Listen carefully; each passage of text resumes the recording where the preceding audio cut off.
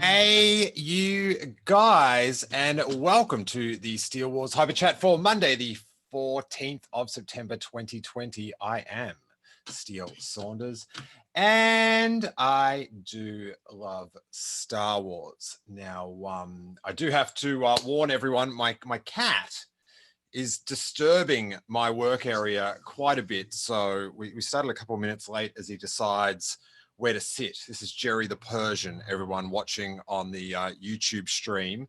And Star Wars podcaster has to delay Ustream due to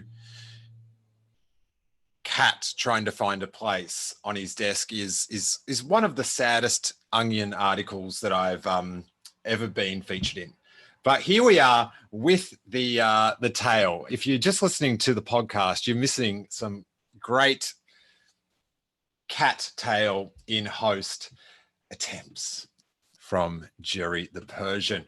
Hey, hope everyone had a good weekend, and I've had a very good Star Wars morning on a Monday because StarWars.com, EA, have released a 6 to 7 minute CGI animated short for Star Wars Squadrons, the new video coming up. And whew, StarWars.com says, with the Star Wars Squadrons CG short, Hunted, EA Motive Studios and ILM tell a new kind of Star Wars story.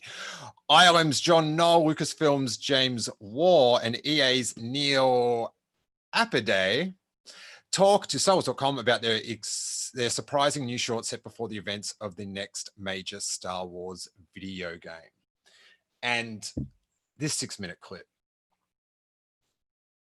it's pretty good. It is, oh, I was very impressed. We've seen a lot of fan like animations that sort of use a manga style or whatever on YouTube and stuff. And it's always like, oh, Lucasfilm, why can't you do something like this? And in this short they have, but it is so much better. Like I was blown away by the fan ones, but this looks amazing. It tells a very compelling story. I definitely want to know what happens after this. And so I, for one, cannot wait for this cartoon to launch on Disney Plus in a couple of months. It's going to be what? It's a video game. I cannot wait to watch the edit of all the cutscenes on YouTube.com on this release is October 2nd. So I expect this, video game YouTubers, I expect this up by October 3rd. Thank you very much.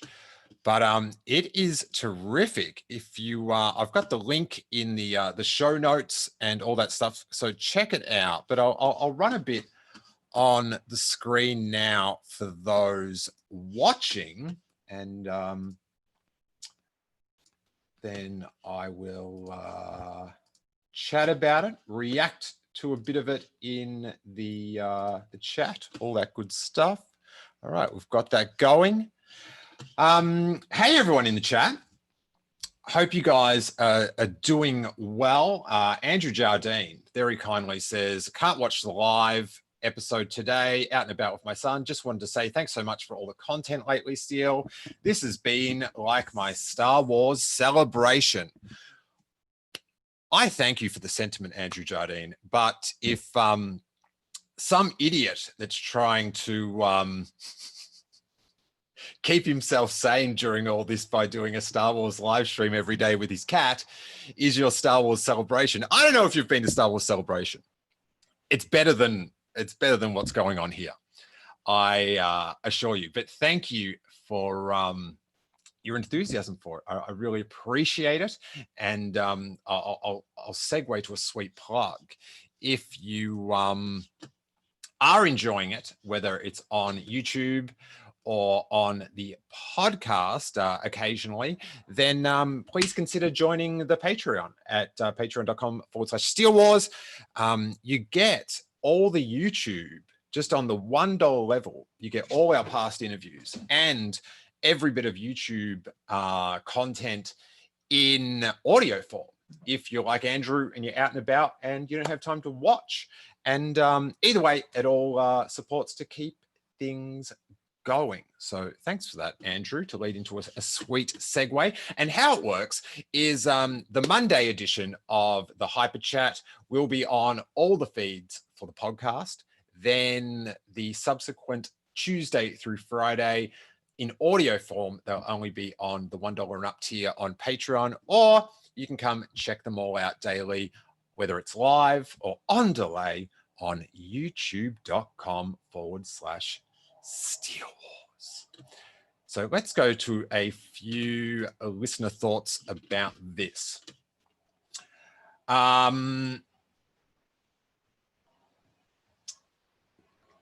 Kieran Dodwell says, hey, bud, hope all is well. I'm a big gamer, and at Christmas, the PlayStation VR headset price dropped so cheap. I can't wait to play Squadrons in VR. Vader Immortal was fun, but more of an experience than a game. That Vader Immortal, my neighbor's got that, and he's invited me down to play it a few times. Right now, whilst it would be a great thing to play, putting on someone's virtual reality headset isn't really on the cards. But that game, it eats into you. Like, it is such an experience. I'd be concerned to play it a lot, because I feel like I'd be entering some sort of Matrixy type deal. It is an incredible experience, but I'm too scared that I'd get addicted to it. And I wouldn't want to be out here talking to you guys, which is sort of like a bizarre virtual reality thing as it is. Elijah Neal says, very excited for this game. A Mandalorian Season 2 trailer would be great, but we've been saying that for weeks now. Don't compare this to I know you're just joking around, but I've seen some people sort of compare this to, we wanted the Mandalorian trailer. Where's Din Djarin in all this? But this isn't just an extra bit of sugar. And we'll be getting that Mandalorian trailer, in the next month or so. You heard it here first, you guys. Scoopsy Saunders is at it again, making the big calls. And so just hold tight for that. I would have loved it over Celebration Weekend, but after they didn't do that, I was sort of just like, yeah, put it on a month before. It's fine. I'll hang out for that. I'll let you know a bit of PR text about, Josh Taylor says, I'm hoping the story is actually as nuanced as the trailer. Definitely. I was watching Kessel Run Transmissions with Corey and Noah and Ross the Clone Trooper. They did a reaction to it, and they were sort of joking that straight after this, the lead character then defects to the rebellion for no apparent reason, which I guess is a new canon trope of sorts. But yeah, if they can keep up the storytelling in this, then you have one very dedicated viewer of a rip of the video cuts. I would pay to watch like a high def like movie length of this. I'd pay $4.99, or just throw it in with my Disney Plus thing so I don't have to pay anything. But I would, I'd be up for that. And Elijah says, right, yeah, I don't like comparing this to the Mando trailer, but I'm just saying it would be sweet. It's coming. And this way, in the end, if you want to be hyper positive about it, which I'm very positive about this, in a month's time, not only do you have the Mando trailer, which you presumably are going to love, but you've got this little extra bit of sugar as well. So good. Okay, with Star Wars Squadrons CGI short, the Empire's retreat after a surprise attack marks yet another stumble in the wake of the second Death Star's destruction, but for one member of Titan Squadron, the battle is far from over. Squadron leader Varco Gray finds himself as the last TIE pilot on the battlefield, hunted relentlessly by a renegade New Republic X-Wing in his standalone Star Wars Squadron story. Made in collaboration by Motive Studios, Lucasfilm, and ILM, Hunted is set before the events of Star Wars Squadrons, introducing you to one of the ace pilots who you'll be fighting alongside in the story to unfold. I'm just going to restart that on the YouTube so people can watch it again. Master the art of starfighter combat in the authentic piloting experience. Star Wars Squadrons available October 2nd, 2020 on PlayStation 4, Xbox One, PC. There's a politically correct version? Thank God. Thank God. On EA.com, Steam, and Epic Games Store, and playable in virtual reality. Woo! On PlayStation 4 and PC with cross-play support. Pre-order to get the Varshar Hunter and Varshar Survivor cosmetic items, which I presume are gaming skins. They skin these characters, send them to you digitally, and then you sticky tape the skin of this character that you love on your playable video game person, which is, when you think about it, sick. That's, you guys are messed up over there in the video game world.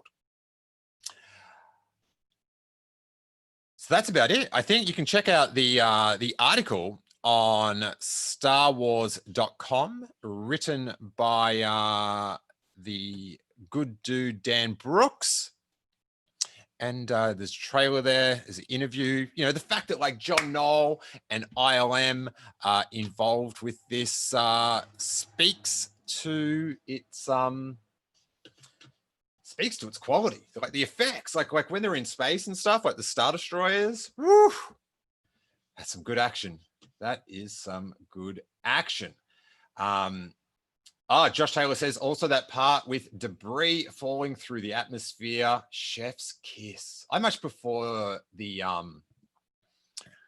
Carl kiss from The Simpsons. Love Carl. He's a good dude. Lenny's actually my favorite Simpsons character, everyone. Hey, Homer. Hey, Burnsy. Best dude. Best dude. Josh Taylor says he would watch a whole series about Imperial pilots. It looks so good. Take my money, lol, from just a little podcast. Mr. Rez says sick, which is very on brand for the commentary on this podcast. Wow, it's good. That is so good. And this is the thing. This is when Star Wars in this new era is, for me, the most fulfilling. It's not when they give us what we wanted. It's when they give us what we didn't know we wanted. That's when it's surprising. Like, you know, The Force Awakens, that gave us what we wanted, and I loved it. And then for me, The Last Jedi gave me not what I wanted, but did it in such a compelling way that I was like, oh, that's such an intriguing take. Tell me more. So that is Star Wars Squadrons. Now, what I always like to do is hit some Star Wars news. Oh, actually, I will hit this first.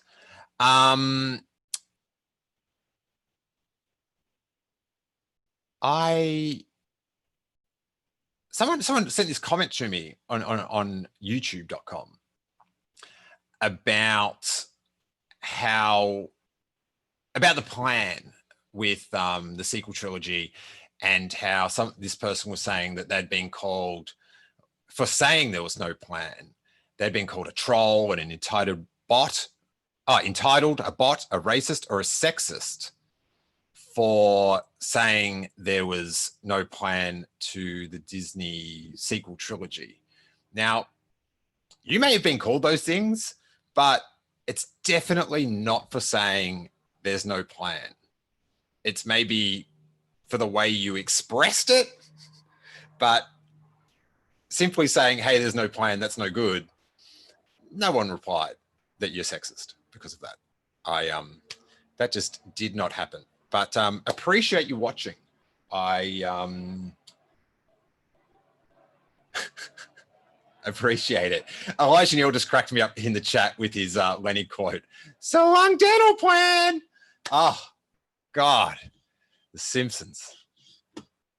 The new ones, actually, I think I don't watch them as often as I should. I kind of forget about them, that they're up there on Disney Plus. But those new, I feel like they bounce back with a few of the recent seasons. I was into it. Hey, let's do a bit of Star Wars news. Oh, this one is sort of a real bummer.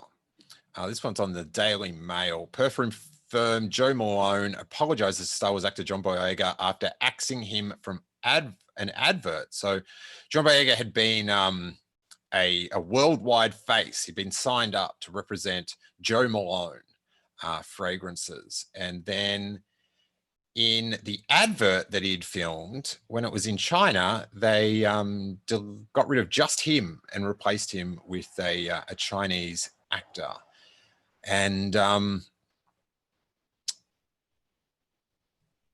you know, all these things, I can't imagine how they build up on you. Yeah, so there's that. Try to understand people's opinions or their point of views. Star Wars' Felicity Jones gives birth to her first child on digitalspy.com. Love Felicity Jones. I'm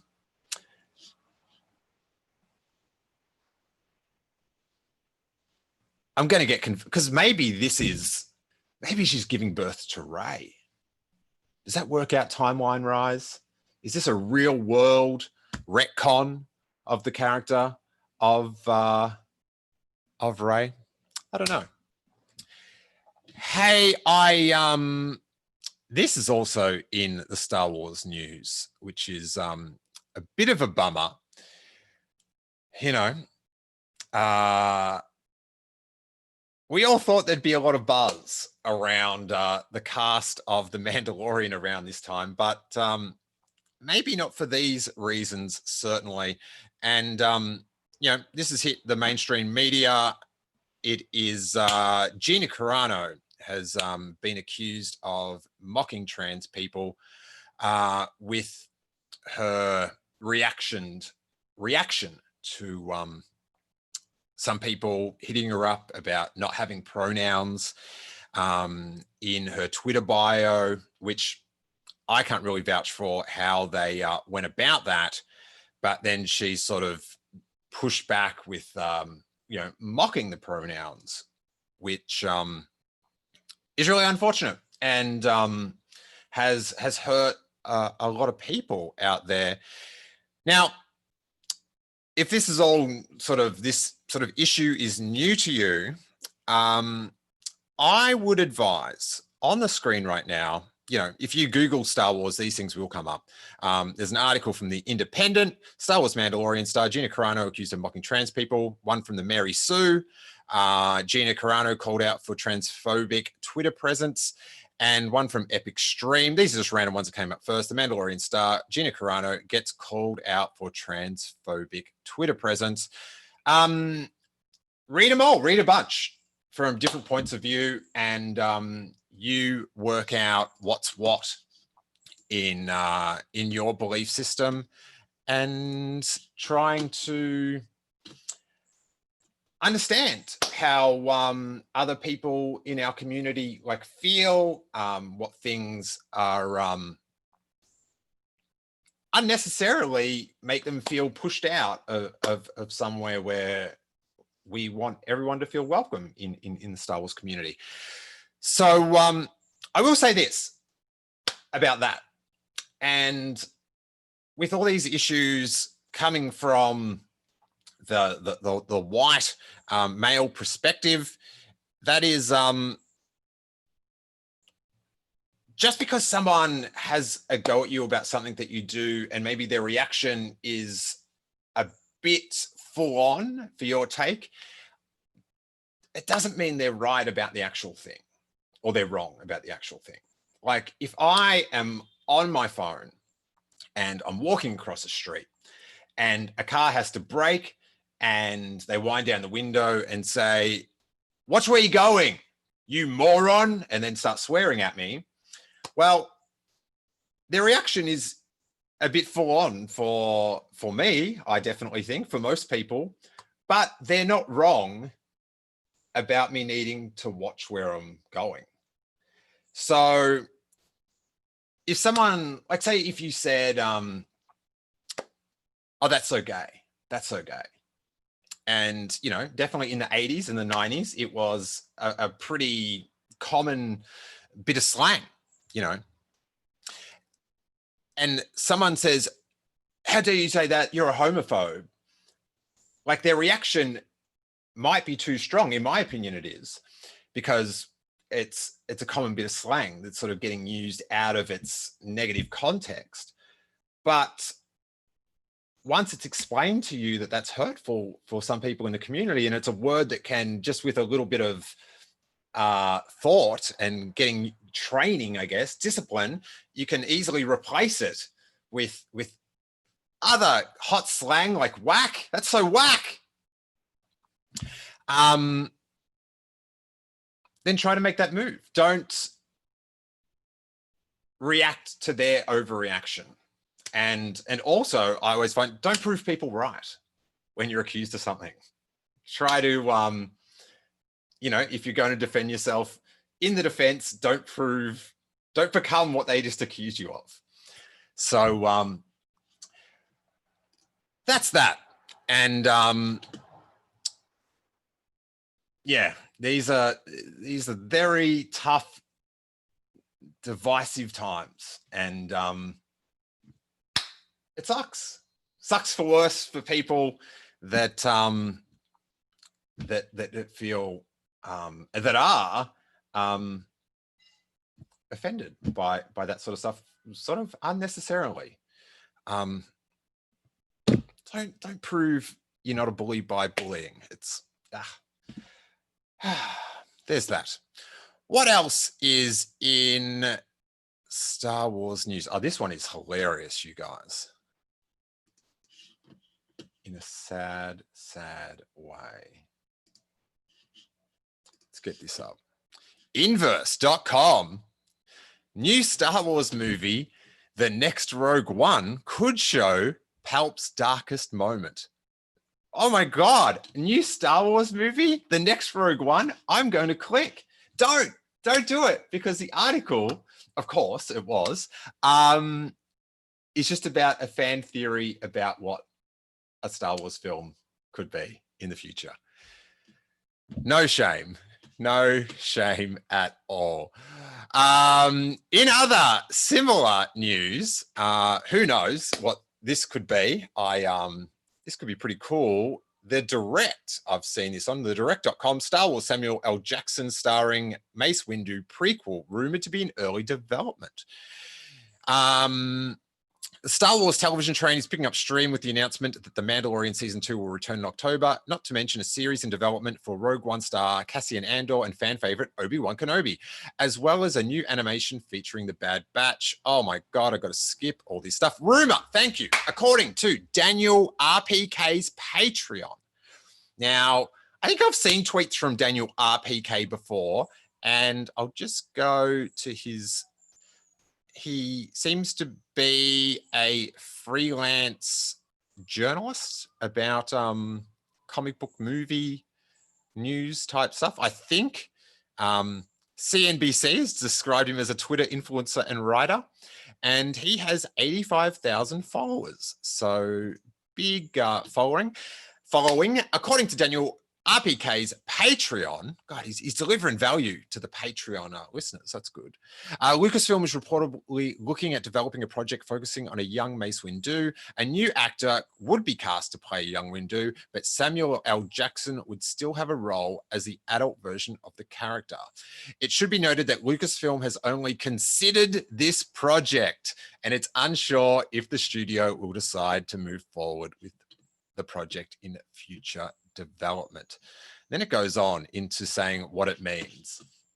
And I think what it means is not much right now, but people seem to love the idea of having an old, like the sort of like the young Indiana Jones sort of format of the older actor of the character telling tales about his youth. Sort of, hey, if it's done right, then I'm all about it. But if it's done in a very interesting way, when you, like, I sort of take this with a, you know, there could be, if the truth got out or the insider news got out or whatever about all the things that have maybe been considered up into, like, to this level, then, you know, there could be 40 television shows that have been, that have sort of reached this idea status, at best or worst.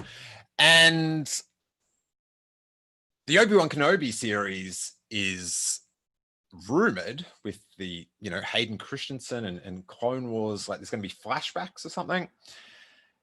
That's what we're hearing. So I don't, and the Mandalorian, you know, had flashbacks of a different type, more of a, you know, not to show an older or younger version of the character, but to actually tell the story more. But I feel like Star Wars, and, you know, this is just a rumor, but leaning into the flashbacks a little too hard after all these years of no flashbacks. So, you know, the flashback in the Rise of Skywalker was pretty sick. I do have to say that was good. Although I wish, and I guess the effects sort of limited them, but I wish we knew the first time we watched it that it was Luke and Leia while they were fighting. Like if it showed their faces first to establish it was them, and then they closed their thing and then they did it. Because then we could have, like, I don't know, it just would have enriched the, like, to know, because it's sort of like, these two people fighting, they're training, and then it's Luke and Leia, confirmed. Like, yeah, I feel like that was like the wrong build up. So there is that. And Josh Taylor says that's called covering yourself. Yes. And I think we'll wrap up with just a bit of merchandise news around the place.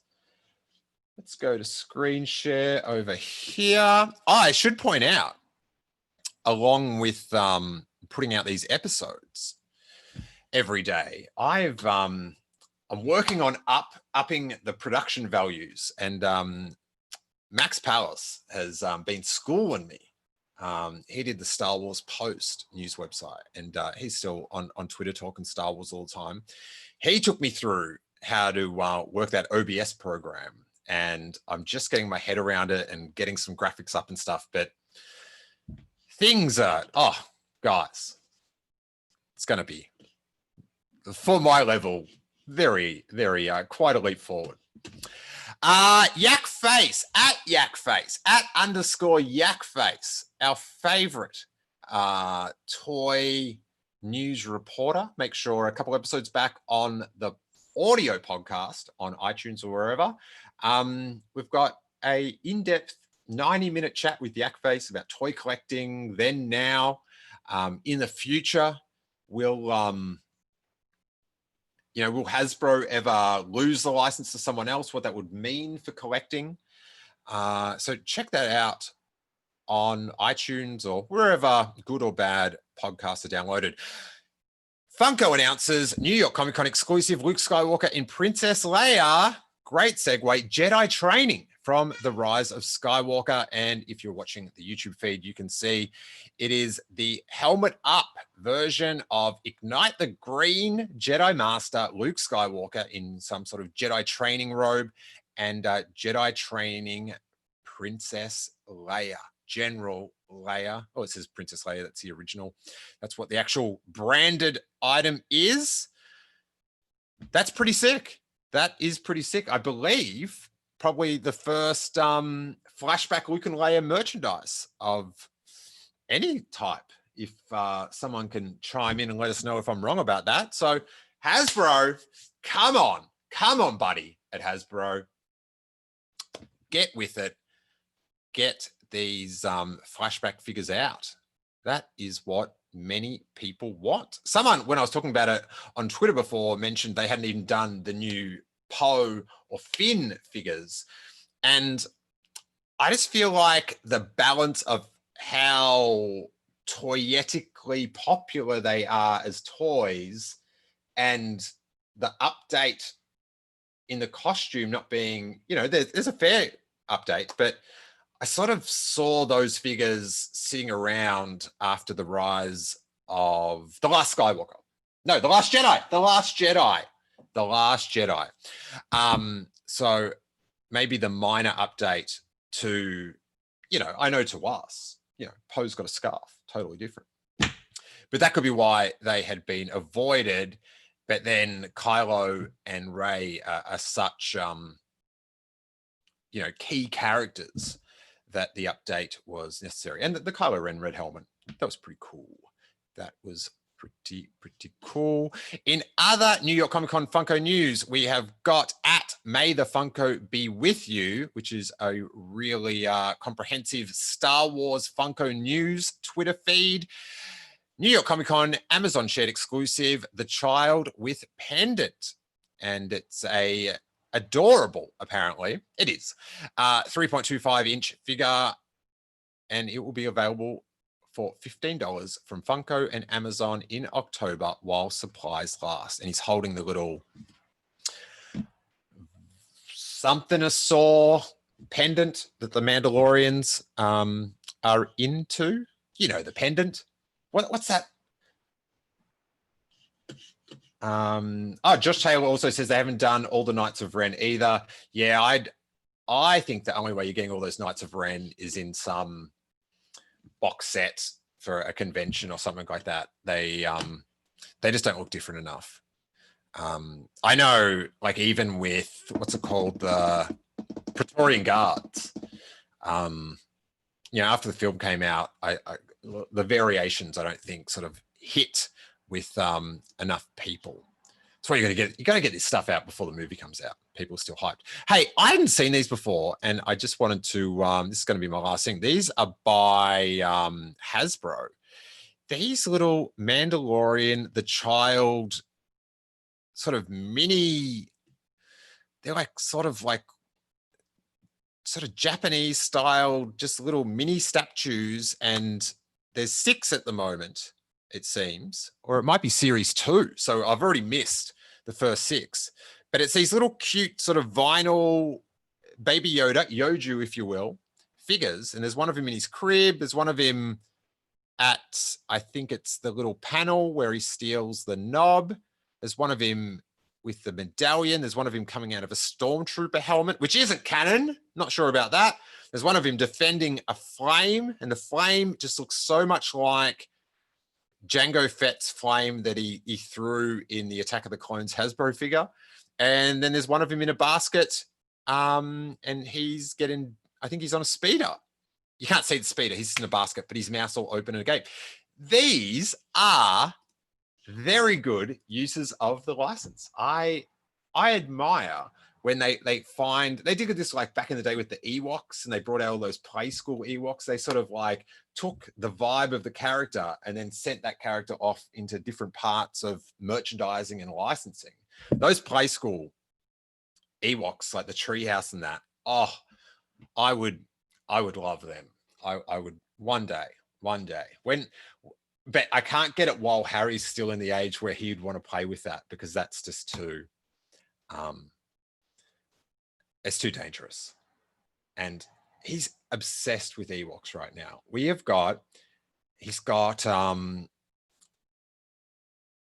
in his current rotation about, I think it's 9 vintage stuffed Ewoks. And then he's got a penguin little teddy bear and a Chewbacca teddy bear. They're Ewoks as well to him. So we've got 11 Ewoks in his tribe. And often they all have to come with us. Like if we're going into the lounge room, the entire tribe has to come. When we're reading our bedtime stories, entire tribe on the bedtime story couch. And then when he hops into bed, each one has to be placed in individually and aligned for him to go to sleep in the middle of the tribe. And very cutely, he promises to look after any of them that wake up during the night, which is just, it's so sweet. It's so sweet. So I'm scared actually on that, because in our garage, I've got like another dozen Disney Ewoks and vintage Ewoks, and I can't get them out now because I can't be going around the house carrying 20 Ewoks every time we change rooms. So there's that.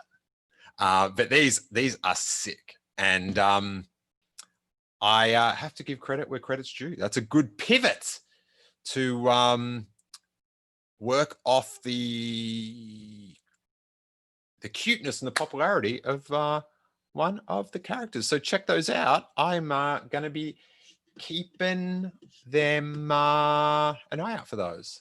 Might get one of those in my little Christmas stockings or something. So that's going to be about it. To conclude, try to be good to people. That'd be awesome. And come back every day if you want to join the live stream. It is 12 noon on Pacific in California, 2 o'clock Central, 3 o'clock on the East Coast, very early if you're in Australia, and probably doable if you're in the UK. I think it's about, what, 10 o'clock now at night. So join the live chat.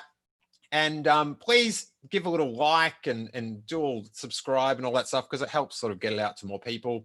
And if you join the stuff, the more people that listen and that are supporting it, the more stuff we can keep up this pace.